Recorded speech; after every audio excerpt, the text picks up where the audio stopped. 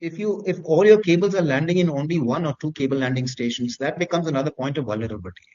So you should increase the number of cable landing stations and geographically disperse them.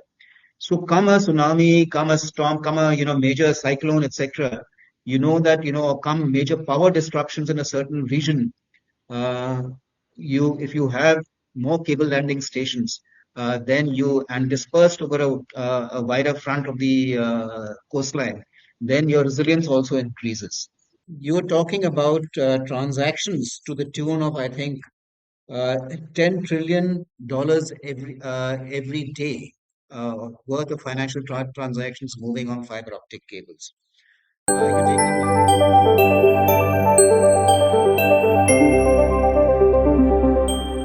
Greetings, listeners, and welcome to our seventh episode of our podcast series, Reimagining the Bay of Bengal, presented by Asian Confluence, and I'm your host, Neeraj.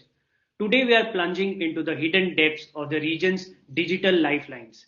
Asian Confluence has established the Center of Bay of Bengal Studies in Shillong to promote research, dialogue, and collaboration on the region's shared future. In this particular episode, we are dwelling into undersea cables and security risks in the Bay of Bengal region. As always, we'll unpack this through five thought provoking questions designed to spark clarity and inspire conversation. And we are very lucky today to join by Rear Admiral Monty Khanna, retired, who is currently as an adjunct faculty at the War College, Goa, and adjunct professor at the National Institute of Advanced Studies, Bangalore. He is also a distinguished fellow at the National Maritime Foundation and a member of National Security Advisory Board. Commissioned into the Indian Navy in January 1983, he served as a naval attaché at the Embassy of India in Washington, D.C. Upon promotion to flag rank as Assistant Chief of Naval Staff, Foreign Cooperation and Intelligence, he commanded the Naval War College and was Chief Instructor at the Defense Services Staff College until his retirement in August 2019. He is a graduate at the Defense Services Staff College, Wellington, and the Naval War College, Newport. He brings deep expertise in maritime strategy and security. Admiral Khanna, it's an honor to have you with us. Thank you so much and delighted to be here. So, just to begin our conversation, sir, let's start at the basic for many of our listeners. So, my first question is that what are the undersea fiber optic cables and how central are they to the economic and security architecture in today's world? Over to you, sir. Yeah, so fiber optic cables are essentially means of getting data from one place to the other. And I mean, normally when you think of data traversing vast distances, your default position is to go to satellites. But more than 90%, I think close to around 95 to 97% of all data moves actually on undersea cables. So this is, the criticality of this. Uh, you're talking about transactions to the tune of, I think, $10 trillion every day worth of financial transactions moving on fiber optic cables. You take India, for example, our services exports are likely to exceed our commodity exports, I think, in another year or two. And we are roughly running to the tune of $400 billion worth of services exports. Most of these, again, ride on fiber optic cables. So the economic significance of cables is tremendous, and sometimes I would say tends to get uh, it does not get the attention it deserves, the protection of these cables.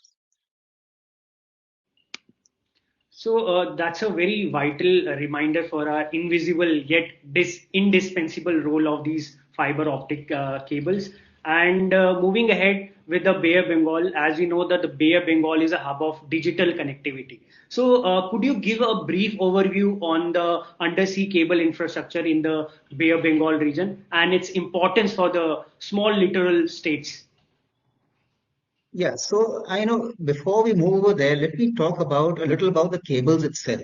So once you understand how these cables are made and how they are laid, then the security concerns become a little clearer to understand. So typically, a fiber optic cable uh, contains many extremely thin fibers of glass of cable, which are bundled together to get you the bandwidth that you want, because on each cable you can carry a certain amount of data. And the more you have, the more you can carry, and the more redundancy you have. Now, when you bundle these together, you need to protect it also. So you protect it by putting it sometimes in an armored jacket, which is basically a steel wire, which is, coiled around it in a way that it protects it. Then what you also do is you trench the cable. So as you're laying it on the seabed, you dig a trench either with a high pressure hose or with a plow. And this is all done automatically by robotic machines. And you lay a trench in which the cable is laid, and the trench is thereafter covered. Now, whether you will adopt armored cables or trenching, etc., depends upon the degree of risk.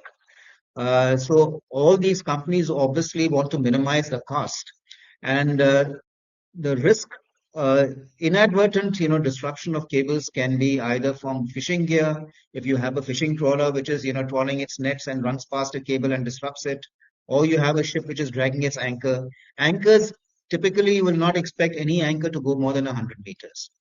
Fishing gear maybe up to 1,000 meters. But just to play it safe, because once you lay a cable, you expect it to last for 30, 40 years. You're looking into the future. And therefore, maybe up to around 1,500 or 2,000 meters, you might decide to either trench and adopt armored cables. Thereafter, the risk sort of reduces. So there's no requirement to, undergo this sort of an expense. So the cables are neatly just laid on the surface after that, and in depths more than 1,500 to 2,000 meters. Now, these cables also require to be the data, that you're sending on the cables tends to attenuate as it goes certain distances. So it has to be, you have to put repeaters. These repeaters are typically spaced out maybe at around 30, 40, 50 kilometers. The repeaters need to be powered also. So you require powering requirements also on these cables. So that's the essential architecture of a cable. Now, insofar as the Bay of Bengal is concerned, all our cables which are coming in from, Singapore through the Straits of Malacca, they have to traverse either through the South Indian Ocean, which is an extension of the Bay of Bengal, and come towards the Indian mainland. So therefore, it becomes a major highway, a gateway for a large number of cables which are traversing. Uh, but for us, it assumes a greater point of significance because we have the Andaman and Nicobar Islands over there. Now, for a long time, if you travel to the Andaman Nicobar Islands, maybe around 3, 4 years back, connectivity was a tremendous issue. You would go there, your phones would be, it would be sketchy. It would be off and on. There was no bandwidth. There was no question of, looking at photographs, etc. You were lucky if you could get a message across.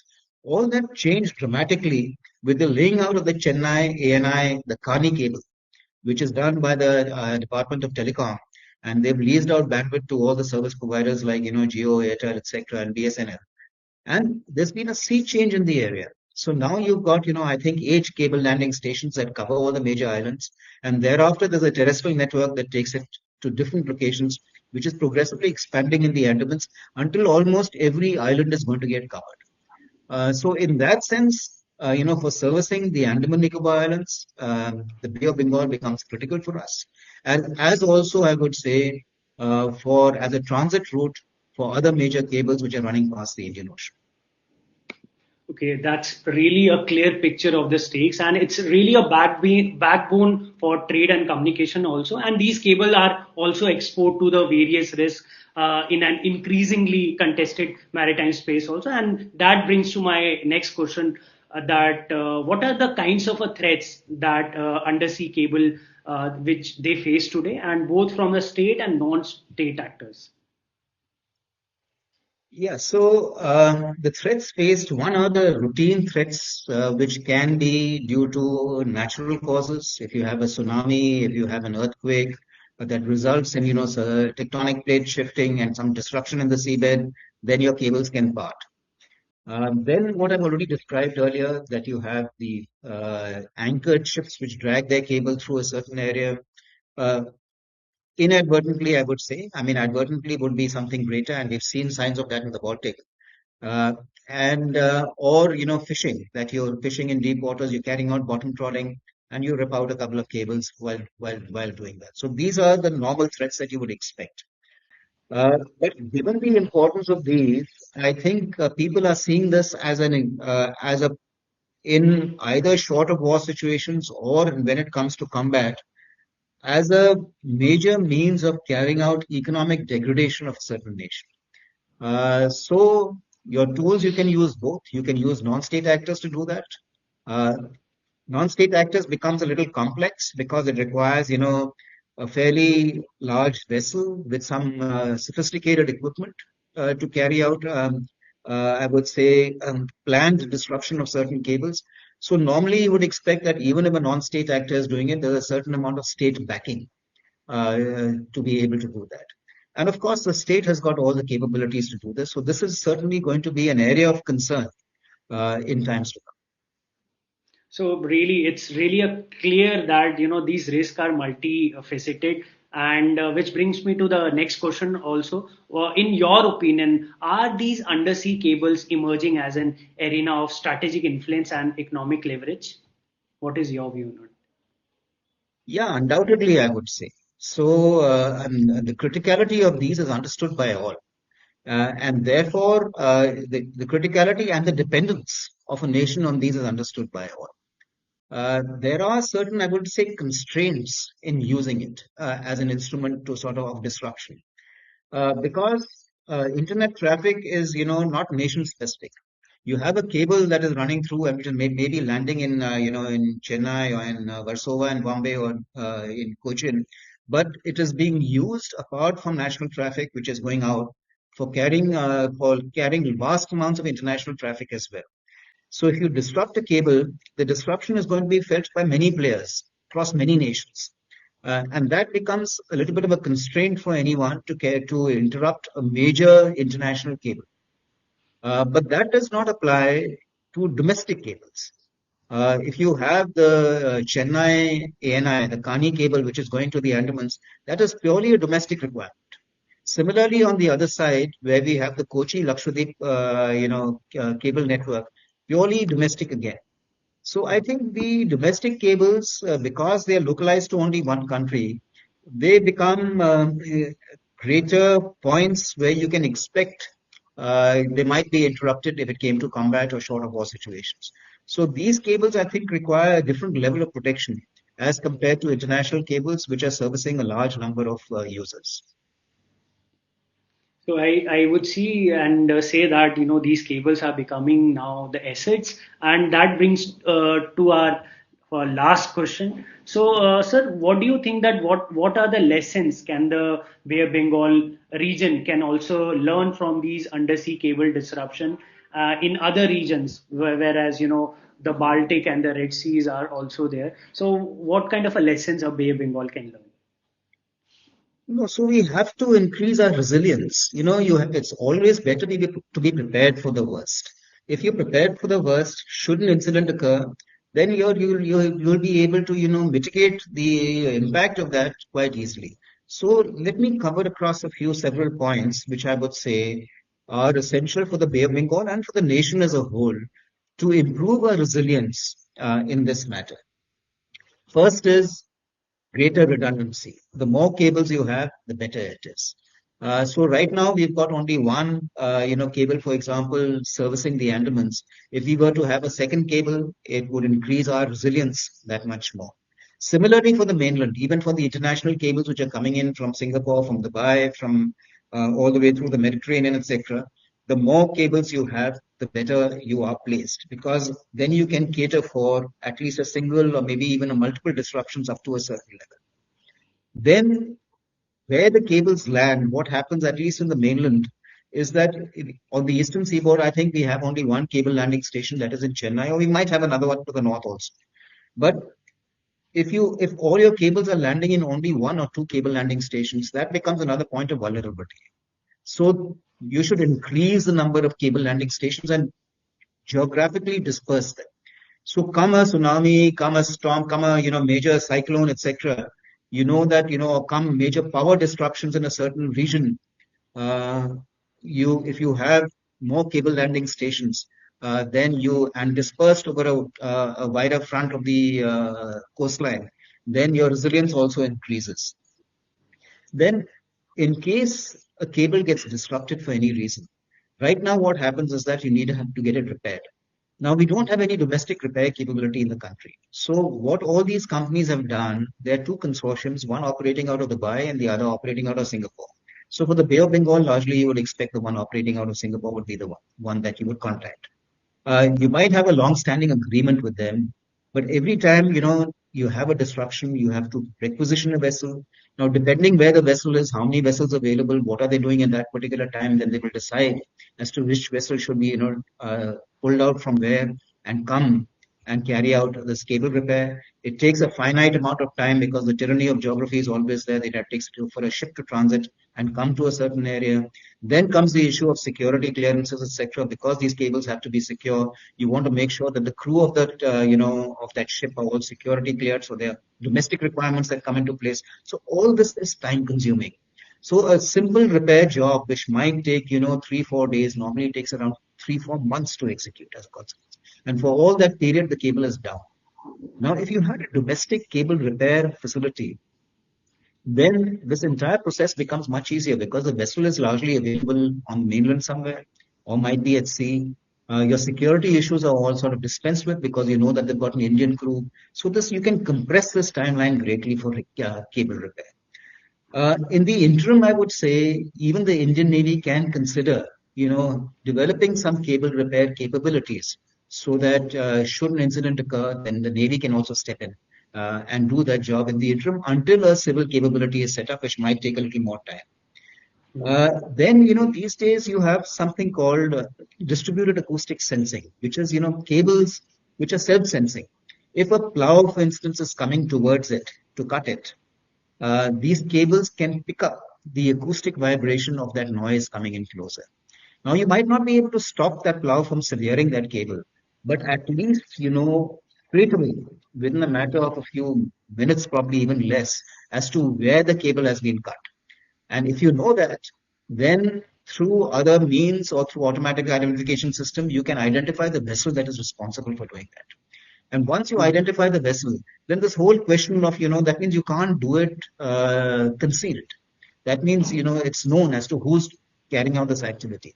Then name and shame and taking people to various, in the International Court of Justice, etc. You can use all these other forums to, make the person, so it becomes an act of, can deter people from, either state or non-state actors from indulging in such activity in the first place. Our undersea domain awareness, we are building up an entire network of undersea sensors, primarily for the submarine threat, but they can also work and double bank as for this threat as well.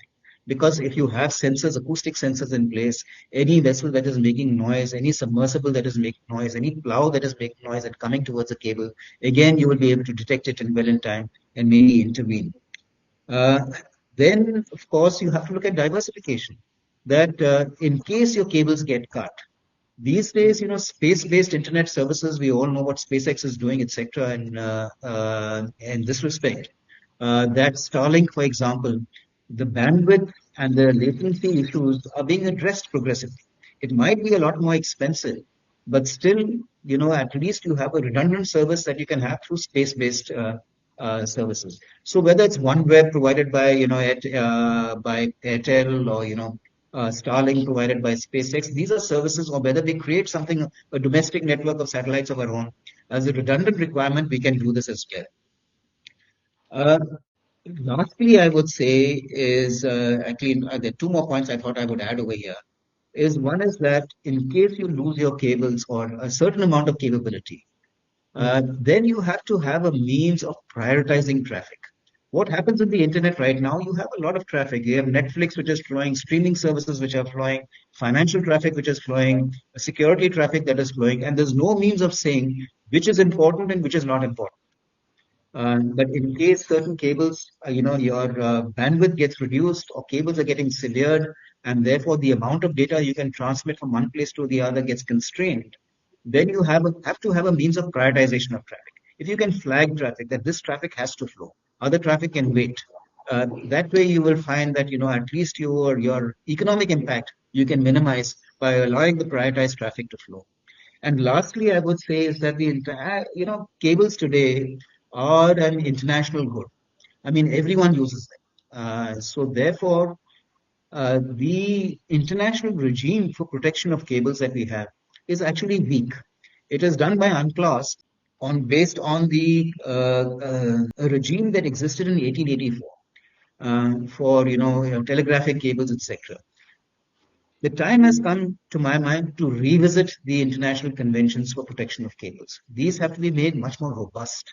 So get nations to come together. India can play a major part of that. And with that, not only will our cables, in the Bay of Bengal, but all our cables all across the world, in fact, if we have a stronger regime in place, it will be beneficial to all parties. So that's a fairly long answer to the question that you asked. So those takeaways are very, very timely, and they could actually fortify the regions against the future shocks which would come in the future. So what an insightful discussion, Admiral Khanna. Thank you so much for your expert perspectives on undersea cables and security risk in the Bay of Bengal. To our listeners, we hope this episode of Reimagining the Bay of Bengal has deepened your understanding of these critical vulnerabilities. Stay tuned for more discussions on the forces shaping this vital region. Thank you so much.